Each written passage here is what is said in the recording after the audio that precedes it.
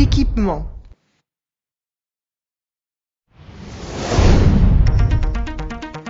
Effectuer une recherche requiert certaines parties d'équipement spécifiques. S'il est nécessaire de rester longtemps sous l'eau, une protection thermique adéquate et des bouteilles de large capacité sont nécessaires. Afin d'éviter de dépasser les temps maximum de plongée sans décompression, il vaut mieux utiliser un mélange nitrox adapté à la profondeur à laquelle la recherche s'effectue. Ceci bien entendu si tu as suivi le cours de spécialisation PSS Nitrox Diver. Un ordinateur et un compas de plongée, ainsi qu'une ardoise immergeable, font partie de l'équipement nécessaire pour quasi toutes tes plongées de recherche. Comme certaines méthodes de recherche nécessitent l'utilisation de sangles ou de lignes, des outils coupants, de préférence de divers types, sont indispensables, surtout si tu dois résoudre des problèmes d'emmêlement. L'équipement spécial inclut également différentes lignes de marquage. Une ligne de marquage est constituée d'un poids, d'une bouée et d'une ligne qui les réunit. Si la bouée doit flotter en surface, la longueur de la ligne sera supérieure à la profondeur à laquelle se déroule la recherche.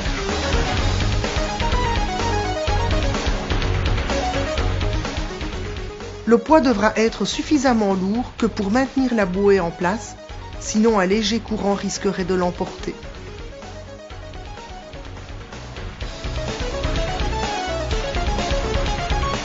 Pour récupérer un objet, tu auras besoin d'un parachute de levage. C'est une sorte de sac en plastique ouvert à une extrémité, généralement appelée l'ouverture. Il existe de nombreux modèles.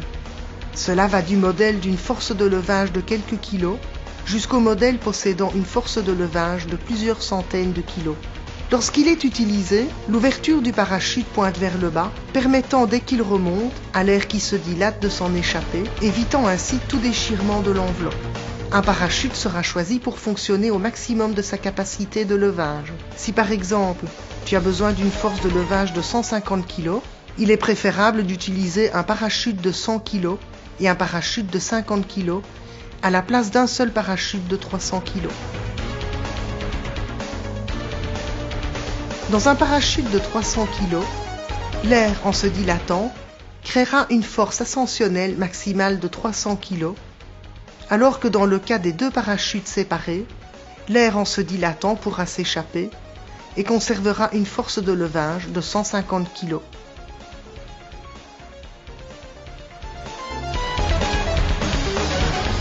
Cependant, pour pouvoir utiliser un parachute de levage à moitié gonflé, la partie supérieure de l'enveloppe sera dotée d'une purge et elle sera actionnée à l'aide d'une cordelette terminée par un bouton qui pendra devant l'ouverture du parachute.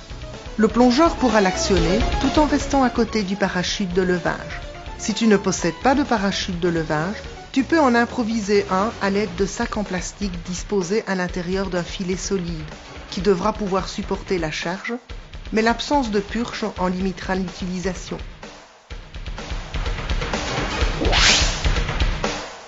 Une excellente suggestion sera de t'entraîner à la pratique de nombreux nœuds d'attache. La caractéristique principale d'un nœud est qu'une fois sous tension, il ne doit pas s'ouvrir et doit pouvoir être facilement défait lorsqu'on le désire. Tu t'entraîneras à la pratique de certains nœuds communs avec ton instructeur. Ceci te sera également très utile lors de tes autres activités de plongée.